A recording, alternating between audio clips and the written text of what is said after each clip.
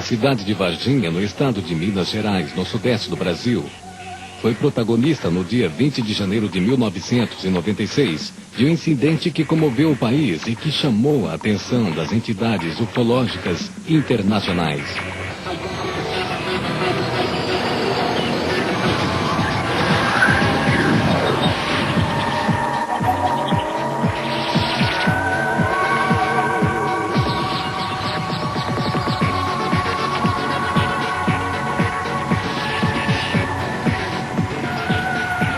Varginha, o Roswell brasileiro. Liliane Fátima da Silva, de 16 anos, sua irmã Valquíria, de 14, e sua amiga Cátia Andrade de Xavier, de 22, voltavam do trabalho por um caminho deserto perto de um bairro da periferia da cidade, quando de repente encontraram uma criatura não humana.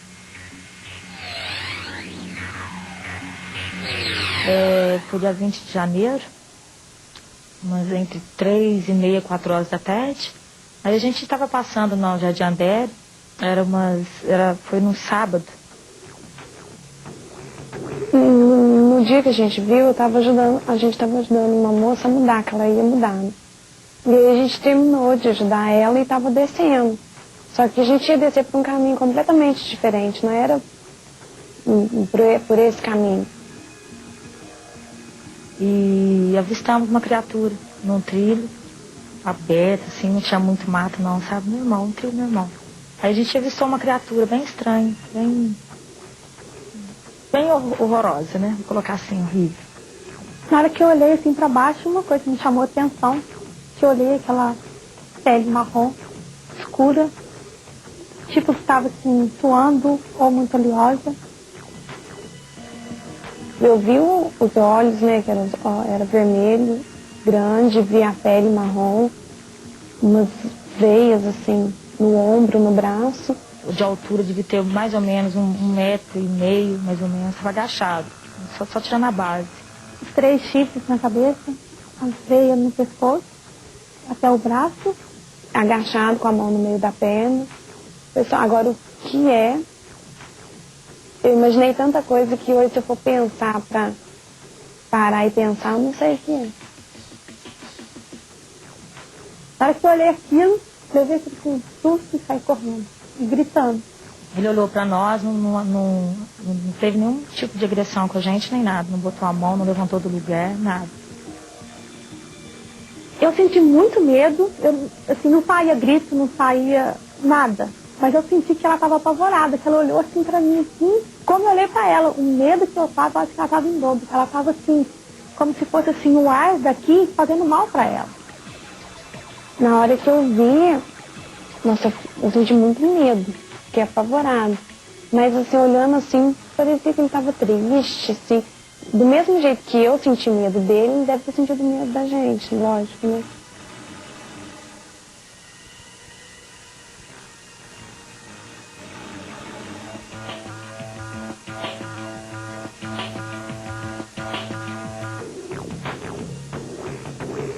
Depois de mais ou menos uma meia hora, no máximo uma meia hora, eu fui de carro até no local para ver se o que é realmente, que coisa mais horrível que elas tinham visto, para deixá-las tão abaladas daquele jeito.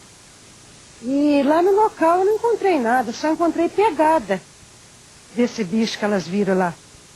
E um cheiro muito horrível que ficou mais ou menos uns 3 dias no meu nariz, um cheiro, uma coisa esquisita.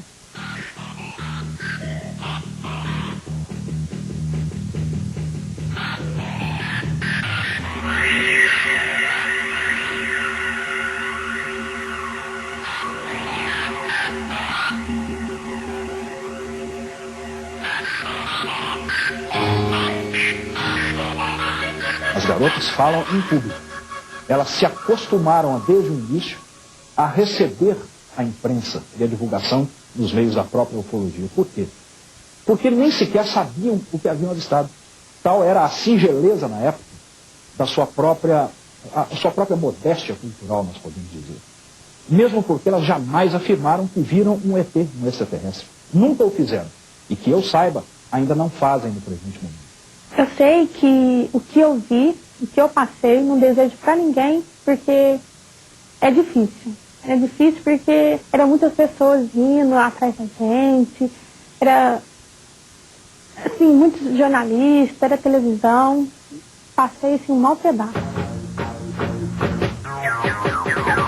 Não tem mais sossego, não tem mais liberdade, entendeu? Que eu acho que é o principal que a pessoa tem que ter, liberdade na vida, ter paz, né? A gente não tem isso mais. As meninas não tiveram mais sossego e até para conseguir serviço, para sair, para passear, ninguém dava mais sossego, ninguém dava mais paz. As pessoas são muito ignorantes. Muitas pessoas falaram que elas inventaram isso tudo para poder ganhar dinheiro. Para elas aquilo era algo ruim, elas chamavam de provavelmente um capeta, algo ligado aos princípios ou crenças religiosas e supersticiosas que todas as pessoas têm. Eu acho que essa naturalidade foi que lhes permitiu não ter nenhum receio de verem o seu nome e a sua imagem manchada. Onde elas iam para passear, era aquela molação, o pessoal insultando, outras falaram que ela se usava droga, outras falaram que ela estava louca. Houve muito comentário, de todas as partes houve comentário.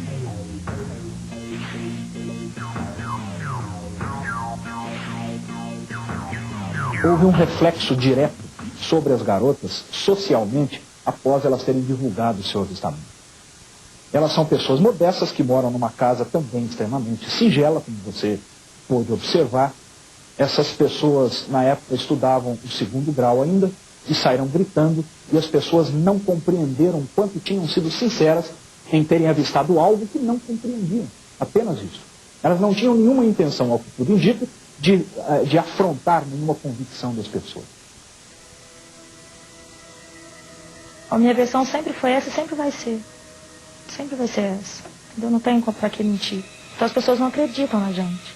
O pessoal acha que a gente está fazendo isso aqui pra aparecer na televisão, pra ganhar. O quê? Isso eu tenho certeza absoluta, eu confio nelas, elas são umas meninas muito religiosas, eu não ia inventar, criar uma coisa na cabeça, só eu sei o que eu passei com elas. Para elas dormir, precisou tomar calmante muito tempo. Uns tempos para cá que deu uma acalmada, mas toca no assunto, elas ficam toda nervosa de novo. Minha vida mudou, assim, mudou muito, porque agora se eu saio, para onde eu vou, todo mundo me conhece, e tem gente que quer saber. Sim, tem muita gente que chega interessado no assunto, agora tem muita gente que chega com brincadeiras, ação. As nossas testemunhas têm sofrido vários tipos de problemas, principalmente a ridicularização. As 3 garotas passaram a ser assediadas na cidade por pessoas com deboches, gritando o nome delas, gritando a expressão ET. E, principalmente, elas foram, sem dúvida alguma, discriminadas, tanto na escola onde estudavam, quanto, inclusive, em uma instituição religiosa que frequentavam. Você sabe, né, Nessa? E quando elas chegaram, estava multidão de gente, porque era dia, não sei do que lá, que tinha uma festa na igreja. Aí o padre viu ela sentada, as 4 filhas. Viraram e falou assim: vocês vieram para assistir a missa ou para ver o ET de Varginha? Aí todo mundo olhou e começou a rir. As pessoas não estão preparadas para ter maturidade suficiente e nem respeitar outro ser humano, quando esse ser humano diz ter avistado simplesmente algo que ele nem compreende. Os ufólogos Ubirajara Franco Rodrigues e Vitório Pacatini acreditaram nas garotas e começaram a investigar o caso, que posteriormente seria a história ufológica do Brasil e do mundo. Antes da pesquisa de Varginha, a ufologia brasileira desenvolvia atividades normais. Por acaso, o Brasil tem uma incidência enorme de objetos voadores não identificados. Então, a ufologia brasileira trabalhava normalmente. Mas, a partir do caso Varginha, a ufologia brasileira se uniu.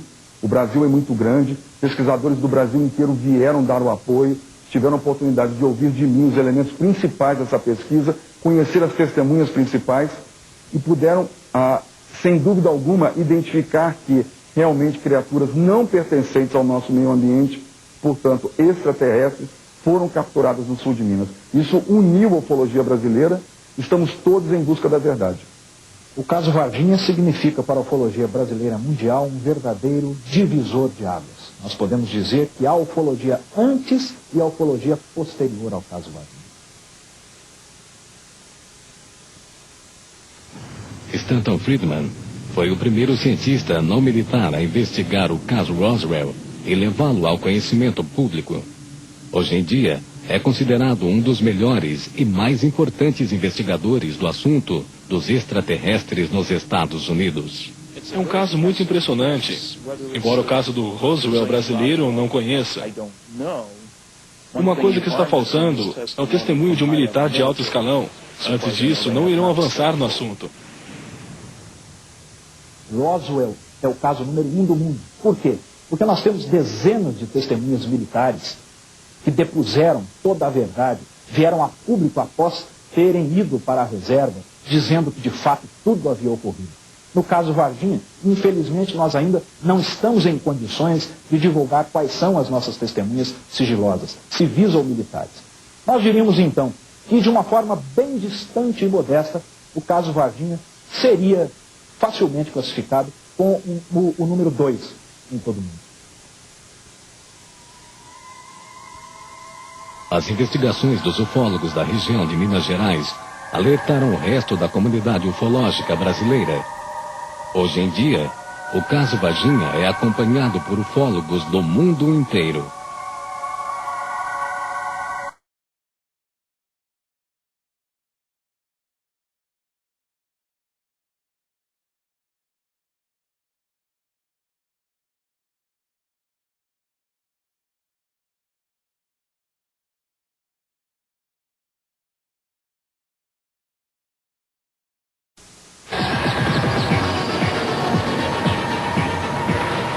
Varginha, o Roswell brasileiro.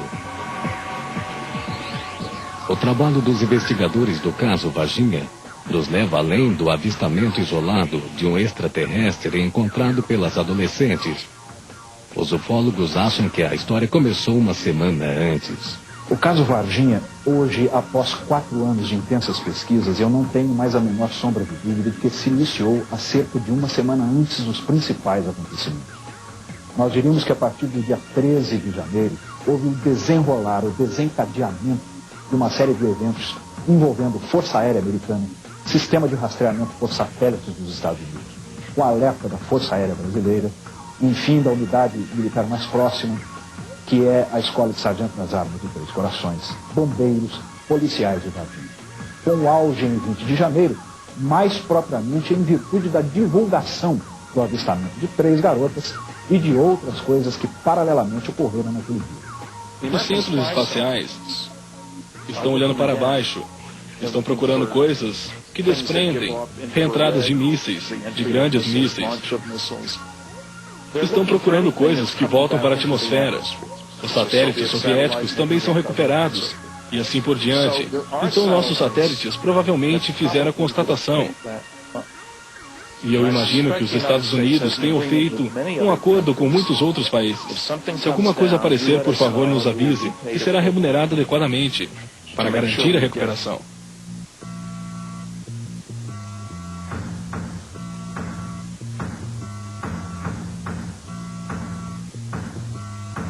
O governo brasileiro foi avisado de uma excessiva movimentação de objetos voadores não identificados nos céus do sul de Minas, com epicentro na região de Varginha, através de um alerta dado pelo sistema de rastreamento por satélites americano, provavelmente com a captação das centrais do NORAD no México. No Novo México, através deste alerta, o governo brasileiro acionou não somente as unidades da Força Aérea mais próximas, que são as bases em estados diferentes, mas tiveram que contar essas Forças Armadas, principalmente com a unidade mais próxima, que é a Escola de Sargento das Armas. Na madrugada de 20 de janeiro de 1996, um casal de camponeses que mora a 10 quilômetros de Varginha viu um objeto estranho voando perto de sua casa. Levantei, naquela noite, perdi o sono e fui até a sala, liguei a televisão e daí os gatos começaram a correr. me socorrer, e eu saí na janela olhar e avistei o objeto, que vinha vindo nessa direção. Já estava muito fumaça, cinza. Daí fui e chamei ele, meu marido, e nós dois saímos para olhar. A gente avistou esse objeto passando uns 5 metros de altura. Durou 40 minutos mais ou menos até encobrir o morro. A gente deixou de avistar, né? Estava voando em cima do pasto. Quando eles abriram a janela, o objeto ainda estava ali naquela ponta. 5 metros de altura do chão, a aproximadamente 25, 30 metros de distância, e veio voando. Vagarosamente, voou por 40 minutos. Isso, em termos de pesquisa ufológica, é quase uma eternidade. Muitos avistamentos não duram nem 1 minuto. O avistamento que ocorreu neste local significa para o caso Varginha um dos pontos de início da verdadeira história. Ao que tudo indica, dias antes, o casal que aqui reside, o senhor Eurico e dona Oralina, devem ter observado um dos objetos que provavelmente transportava as criaturas capturadas. Nós dizemos provavelmente porque não temos ainda dados suficientes para atrelarmos as criaturas capturadas a algum objeto voador não identificado. Mas o que mais nos chama a atenção do depoimento do casal é que eles avistaram um objeto visivelmente avariado. Um objeto tipo de um charuto, coberto por uma fumaça clara. Na cauda dele, parecia que é a mesma coisa que você pegar uma serpentina, assim, colocar no ventilador, tocando assim. A gente vê era muita fumaceira, né? Aquela fumaça assim, que vinha assim, tudo voando, mas não dá para ver o objeto direito que era, né? Parecia um submarino, aquilo enorme, aquela fumaceira, e a gente ficou olhando assim, espantado. Esse objeto, então, vem voando vagarosamente, soltando muita fumaça, o gado todo correu e eles ficaram lá na janela, como se tivessem assistido a um filme, por 40 minutos observando o objeto voar vagarosamente o campo todo na frente da casa deles, até sumir lá em cima na montanha, rumo a Varginha. A hipótese dos investigadores brasileiros é que o disco voador estava avariado e sobrevoou a área antes de cair. Naquele local, por volta de 10 horas da manhã do dia 20 de janeiro, alguns militares pertencentes ao Corpo de Bombeiros de Varginha, da 13ª Companhia do Corpo de Bombeiros, capturaram uma criatura viva. Segundo algumas testemunhas da região, a criatura foi capturada com redes pelos bombeiros. Nós atendemos a ocorrência que fomos acionados. Mas essa ocorrência que era a captura de algum animal ou alguma coisa que seja desconhecido na região ou até mesmo na cidade, nós não fomos acionados desse tipo de ocorrência.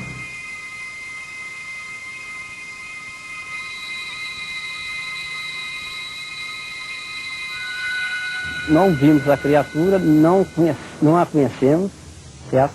A pessoa que, segundo informações, que teria visto a tal criatura no local, nós nunca tivemos contato pessoais com essas pessoas, seria as 3 meninas, né? Ou 2 meninas e a mãe, certo? Eu diria aos senhores que o capitão Alvarenga está faltando com a verdade. Ele é um profissional, está instruído pelos militares da Escola de Sargento das Armas a não falar a verdade.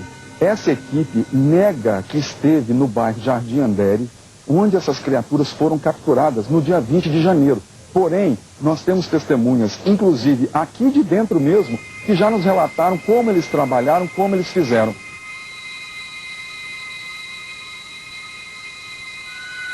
Todas as ocorrências que o bombeiro atende, elas são registradas, são feitos boletim de ocorrência, são lançados no sistema terminal de computador, são tudo lançados. Então, se a criatura tivesse saído para esse atendimento de ocorrência, mesmo que ela não tivesse atendido a ocorrência, ela teria que lançar a ocorrência, fazer um lançamento de empenho de viatura. Porque todo empenho de viatura tem que constar numa ocorrência.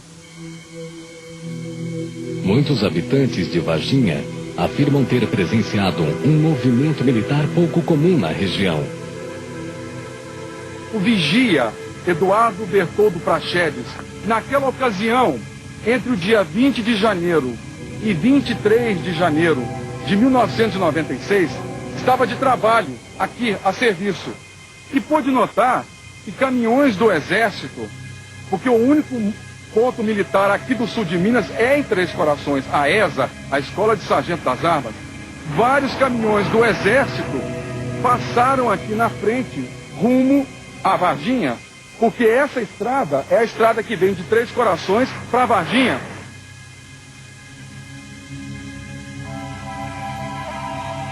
No dia 20 de janeiro do ano que aconteceu a possível chegada do ET de Varginha na cidade, havia caído um temporal sobre a cidade.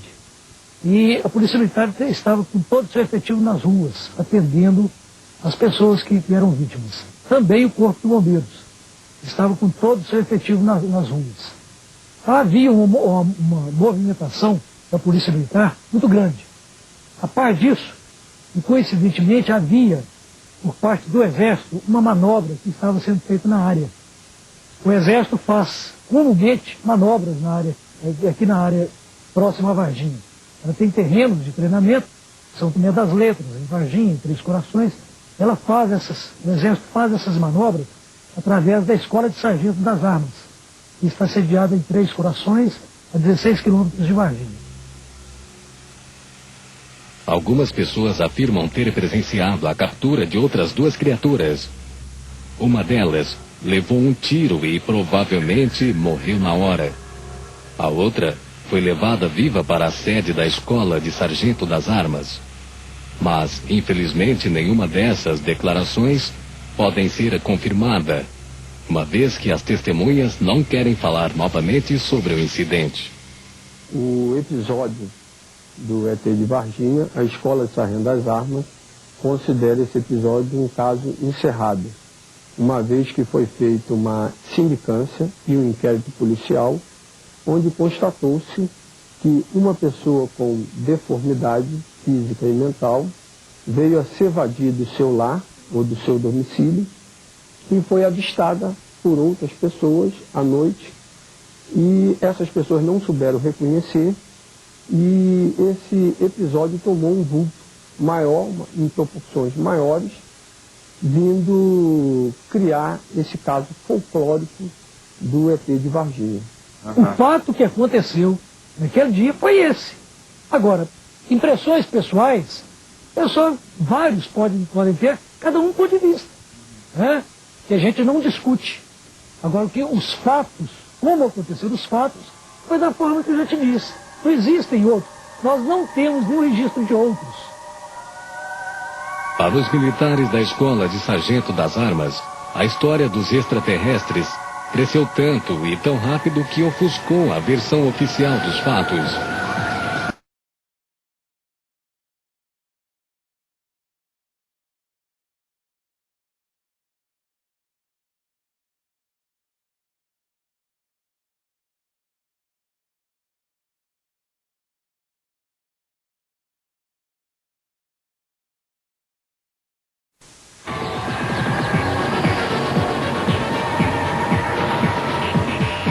Varginha, o Roswell brasileiro. Muitas testemunhas do caso Varginha se negaram a falar. Acharam que poderiam ser persuadidas ou talvez sentiram medo das autoridades. Agora, infelizmente, a quantidade de pessoas que nós temos certeza que avistaram a criatura e se recusam a falar é muito grande. Não sabemos a que processo, ou de constrangimento ou de solicitação, essas pessoas passaram. Mas visivelmente estão instruídas a que não falassem nada. As duas meninas, duas moças, disseram ter visto, né, passando aqui próximo ao batalhão, num local que tem uma mata nativa, e até reserva florestal, elas disseram ter visto um ET. E nós não temos nenhum registro de chegada. Não tivemos nenhum contato com o ser extraterrestre, não tivemos nenhum contato com o Exército naquele dia. O que houve foi manobras por parte do Exército nas proximidades da cidade de Varginha e manobras da Polícia Militar e do Corpo de Bombeiros para socorrer as vítimas do temporal que havia abatido sobre a cidade. Não existe nenhum contato.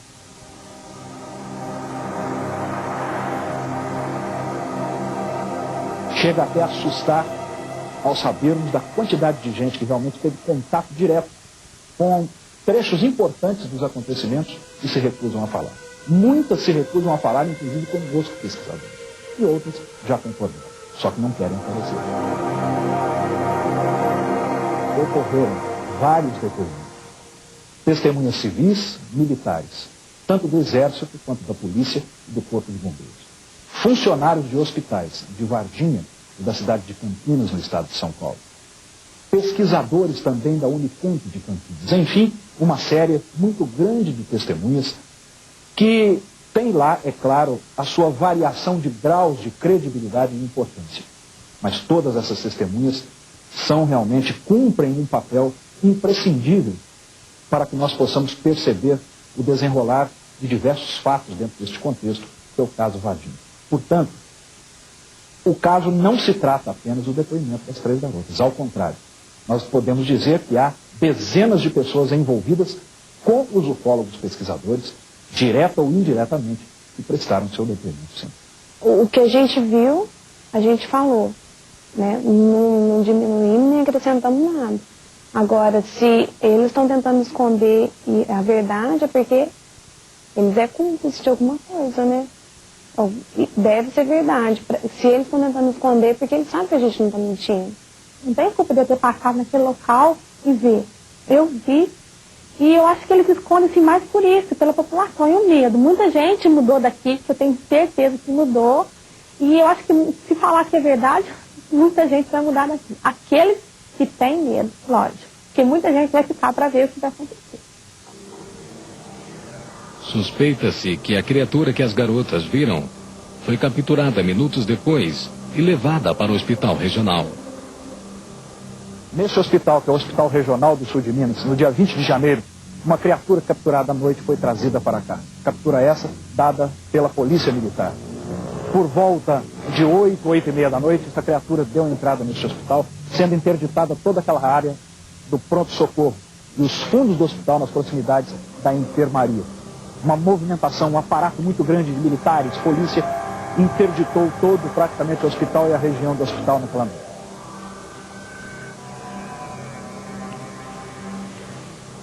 Então, do hospital regional, eles trouxeram para cá o Hospital Humanitas. Uma das razões pelas quais eles precisavam ter vindo para este hospital é porque ele está mais na periferia de Varginha.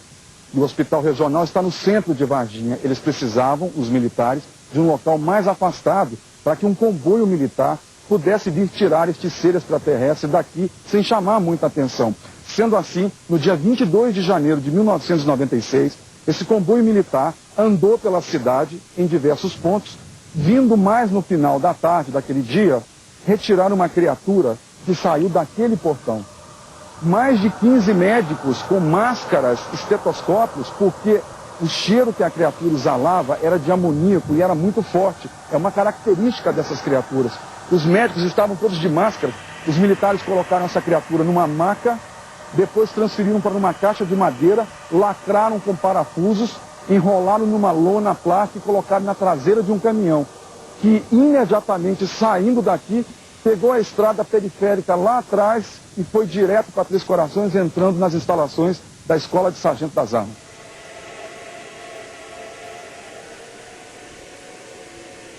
Não sei como o nosso governo, as nossas forças armadas e o nosso meio científico brasileiros enfrentaram essa situação. Mas acredito, não há nada que eu possa afirmar com segurança nesse sentido, que de fato houve uma interferência direta de países do chamado Primeiro Mundo. Os investigadores atrevem-se a afirmar que os seres extraterrestres morreram nos dias seguintes à captura e seus corpos foram transportados até o aeroporto militar, de onde provavelmente saíram do país. Mas tanto os militares quanto os bombeiros negam a história que se comentam na cidade. Não há impedimento para nós, como assessor de comunicação social, de transmitir a verdade. Pelo contrário, até interesse nosso em transmitir a verdade, elucidar esse caso. Razão pela qual eu estou aproveitando essa oportunidade para elucidar esse caso. No dia 20, o bombeiro teve em torno de 34 ocorrências, Na parte da manhã nós fizemos algumas vistorias de prevenção, atividade preventiva por parte do bombeiro. E à tarde nós tivemos um temporal que aumentou o índice de ocorrência. Foi destelhamento de casa, queda de árvore, então teve uma ação mais forte do bombeiro nesse dia, devido ao fato da chuva. Sobre o fato do Corpo Bombeiro ter atendido alguma ocorrência relativa a extraterrestre, nós não atendemos. Todos aqui têm medo de corte marcial e de prisão administrativa. Hoje eles são muito mais simpáticos do que eram antigamente, porque perceberam que a estratégia estava errada. Hoje é mais fácil negar com um sorriso no rosto do que com uma cara de gente brava. Estão faltando com a verdade, estão amplamente envolvidos na captura de seres extraterrestres na cidade de Varginha. O acontecimento que se deu em Varginha, e que pela primeira vez, pelo menos ao que se saiba, houve captura de duas criaturas, ao menos em princípio vivas, é algo realmente inédito. Outro incidente que alertou os ufólogos foi a morte repentina de um membro da Polícia Militar, que supostamente participou da captura dos extraterrestres, no dia 20 de janeiro de 1996. Sua irmã Maria Antônia Tavares disse que Marco Eli Xerezi saiu para uma missão importante e que dali a poucos dias morreu. Meu irmão trabalhava na polícia, era um P2, e trabalhava também no táxi, era motorista de táxi nas horas vagas. Dia 20 de janeiro, por volta das 18 horas, houve uma forte chuva de granizo aqui. Meu irmão estava de serviço na P2, Polícia Secreta Paisana, e trabalhava numa Prêmio Branco, ele e o Cabo Lopes. Nesse horário ele se molhou, porque a porta do lado do motorista não tinha vidro. Ele foi na casa da minha mãe por volta das 7 horas para trocar de roupa, por causa da chuva. E falou para minha mãe que estava numa missão muito importante. E a gente perguntou para ele o que tinha acontecido. Ele falou para nós assim que isso ainda ia dar muito pano pelas mangas. Até que ele não podia comentar sobre o assunto. Só que dia 7 de fevereiro, ele apareceu um cabelo inflamado na axila esquerda. Ele foi no médico quartel, o médico fez uma cirurgia e ele, no dia 10, ele foi para o hospital. No dia 15, ele faleceu por volta de meio-dia e 15, de 11h45, ele faleceu. E aí começou toda a série de investigação. O policial Marco Eli Xerezi, por acaso, era o melhor P2. P2 é o Serviço de Inteligência da Polícia. Esteve envolvido na segunda captura e veio a falecer depois por motivo de infecção generalizada causada por substância tóxica em sua corrente sanguínea. Não conseguiram identificar o que era essa substância tóxica. Meu irmão, antes de falecer, ele falou para mim o seguinte, que o extraterrestre na cidade, o caso era verdade, certo? E que realmente tinha acontecido. Só que a população de Varginha não tem mente aberta para saber do fato. Por isso que eles não assumem o fato dentro da cidade. O soldado que morreu, que muita gente fala que foi em virtude de contato com o ET, os médicos que trataram dele desmentem essa versão, tem a versão para a morte do soldado. Nós temos os parceiros daquele soldado que trabalharam com ele no dia, inclusive, né? E que não tem nenhum contato. Agora, muita coisa se levantou. Possível de sido um extraterrestre da cidade de Varginha? Olha, isso muito se comenta no mundo inteiro. Não tem nada do meu irmão no computador daqui da polícia, foi tudo apagado. E nessa época, do dia 20 ao dia 30 de janeiro, meu irmão recebeu um elogio, certo? Por uma tarefa executada com sucesso. Esse elogio não pôde ser para a guarnição, não. Foi só lá para eles. Por quê? Isso aí meu irmão falou. Alguns meses depois, em abril daquele mesmo ano, a senhora Terezinha, de 64 anos, viu uma criatura estranha durante uma festa que aconteceu no zoológico de Varginha. Ela tinha os olhos vermelhos e a boca rasgada, estava de capacete, porque de lado, assim, dos lados brilhava. Ele é marrom escuro e assim, com a pele oleosa. Brilhava muito a pele dele. Mas eu não sabia o que era, eu pensava que fosse bicho do zoológico, e ao mesmo tempo eu falava, mas se fosse bicho ele já tinha me atacado. O que nos leva a crer que muito provavelmente essas criaturas estavam aqui numa operação de resgate, onde tentaram descobrir aonde possivelmente nós, seres humanos, poderíamos estar guardando as criaturas que foram capturadas. Como provavelmente descobriram que o zoológico é um local onde nós colocamos animais, possivelmente tentaram fazer um patrulhamento no zoológico para tentar encontrar os seus semelhantes que foram capturados. Então, na ocasião, a dona Terezinha teve a oportunidade de ver essa criatura por aproximadamente 7 minutos, o que é um tempo muito considerável. Eu não pensei em extraterrestre, nada disso. Eu fiquei só pensando em animal. Dona Terezinha é uma pessoa íntegra, é uma pessoa sóbria, é uma pessoa que goza de perfeita e boa reputação na sua comunidade. Ela jamais mentiria sobre um assunto como esse, mesmo porque ela nem precisa.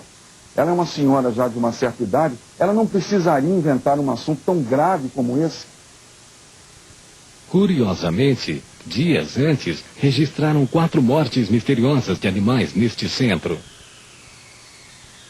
Certo? Foram 4 animais que morreram de maneiras iguais, sendo espécies diferentes, e a gente não concluiu uma causa mortis para esses animais. Apesar dos sintomas serem todos eles parecidos, a gente tinha uma mucosa gastrointestinal enegrecida em todos os animais. Era uma anta, 2 veados e uma jaguatirica, animais que têm hábitos alimentares diferentes, se alimentam de alimentos diferentes, né? E com causas parecidas. A anta e um dos veados foram examinados em Belo Horizonte e determinaram que tinham sido vítimas de envenenamento.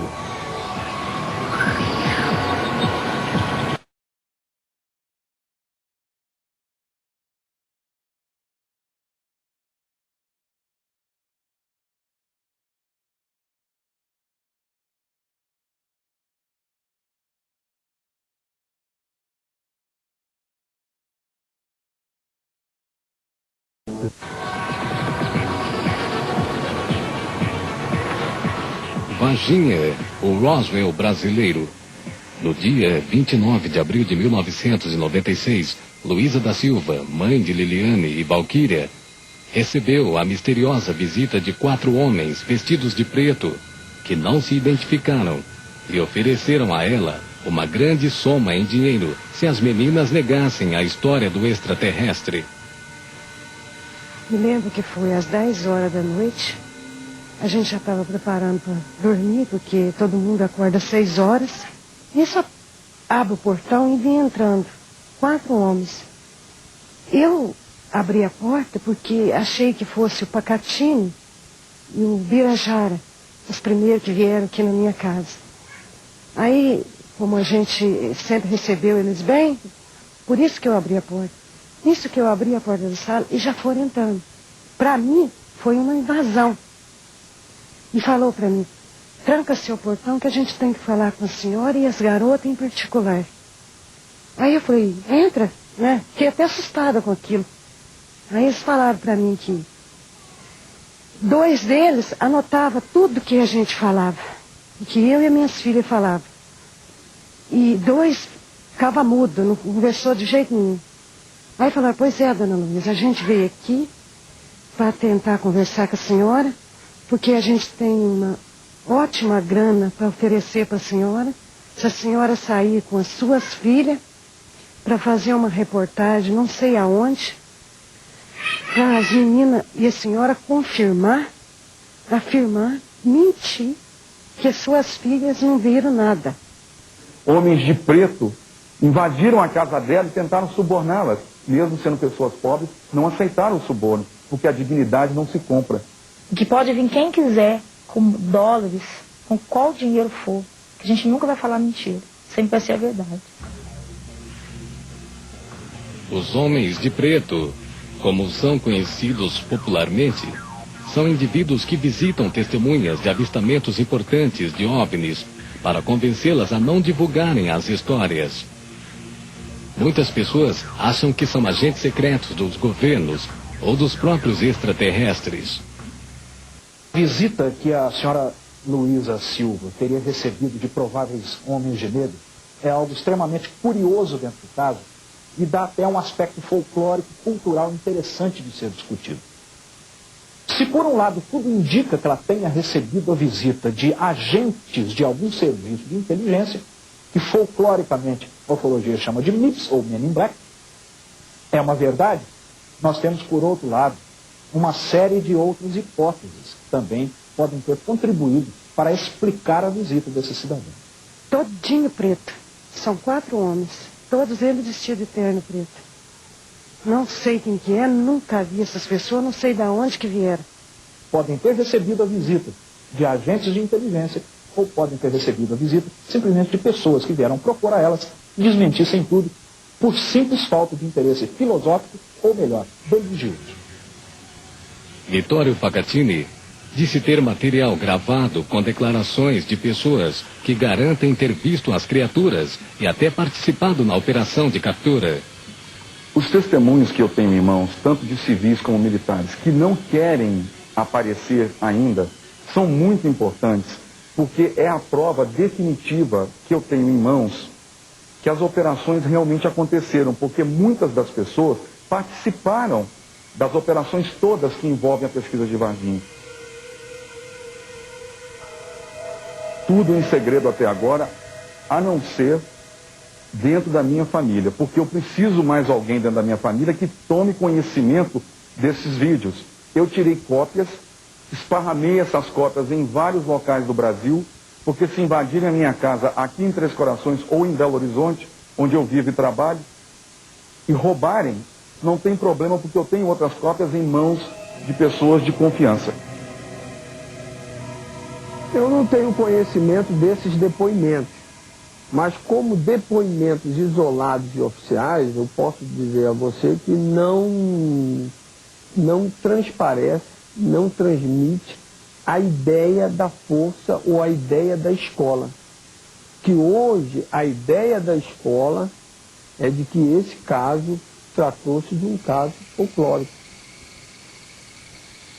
Se eu estou mentindo, se isso tudo não passa de uma brincadeira de mau gosto, então por que ninguém me interpela judicialmente? Eu já disse como as operações aconteceram, eu citei o nome de vários militares de alta patente na imprensa várias vezes. Se eu então estou cometendo um ato criminoso, por que ninguém me interpela judicialmente? Sabe por quê? Porque eles sabem que eu posso provar. Eu estarei pronto para divulgar tudo o que eu puder quando as testemunhas me autorizarem. Se não fossem as testemunhas, eu provavelmente não teria nada hoje. Então eu devo muito a elas. Acima de tudo, eu empenhei a minha palavra.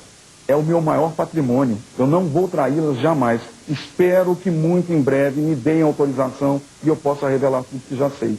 Que por acaso não é pouco. Portanto, as testemunhas sigilosas servem exclusivamente para os ufólogos. Para o público, servem praticamente de nada. Nós reconhecemos isso e temos que admitir. Os militares, eles querem abafar o caso agora, porque ainda está muito cedo. Eu acho que nem eles sabem realmente o que é, porque acho que se eles soubessem, eles já tinham chegado na frente de uma câmera e falado, ó, gente, aquela história foi verdade, aconteceu isso, é desse jeito mesmo que as meninas viu. Mas assim, enquanto não estudar, enquanto não pesquisar direito o que é, eu acho que eles não vão mostrar, não. Não vão falar que é verdade, que isso realmente aconteceu.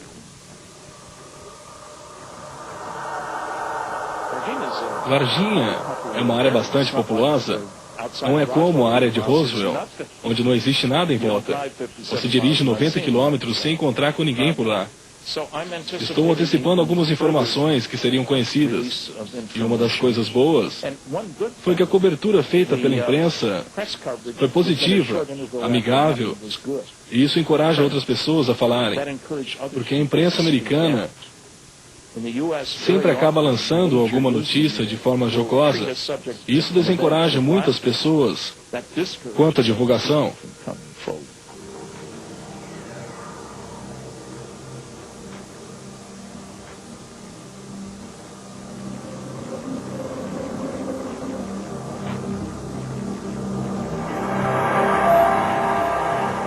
fenômeno UFO, quanto mais nós nos aprofundamos na sua pesquisa, mais nós temos a sensação de que ele está se esvaindo por entre os nossos dedos.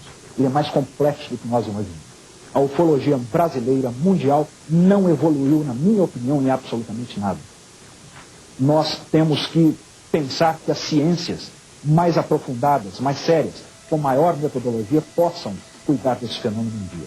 Ou, quem sabe, até a própria percepção mais acurada do próprio homem, por um outro rumo de conhecimento, possa decifrar esse fenômeno.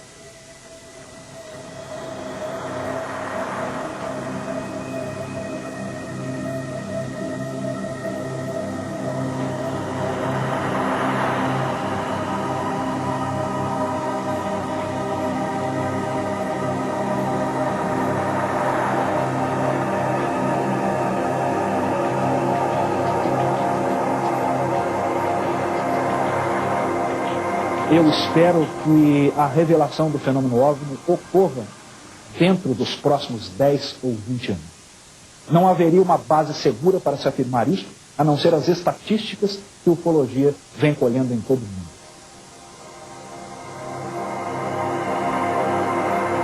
Eu acredito que a investigação de OVNIs, objetos voadores não identificados, não só no Brasil como no mundo, vai florescer, vai se intensificar cada vez mais, porque o espaço é a fronteira final para o homem. Não vejo, pelo menos dentro da minha carga de conhecimentos, algo mais importante e mais definitivo em termos de mudança do homem ou da mente humana, que não seja exatamente a revelação da existência provável de seres inteligentes em outros planetas. Nada mais, no meu modesto ponto de vista, pode ser mais importante. Temos uma perspectiva terrível. Não podemos ter a pretensão de sermos o centro do universo. Copérnico achava que a Terra seria o centro do universo. Mas ainda precisamos nos encorajar para não acreditar que estamos aqui, que ninguém mais vai chegar, e que então podemos fazer o que desejamos sem nos preocupar com mais nada. Bem, isso é um erro. Vamos estar no espaço muitas vezes nesse novo século, e seria bom se reconhecêssemos que não fomos os primeiros.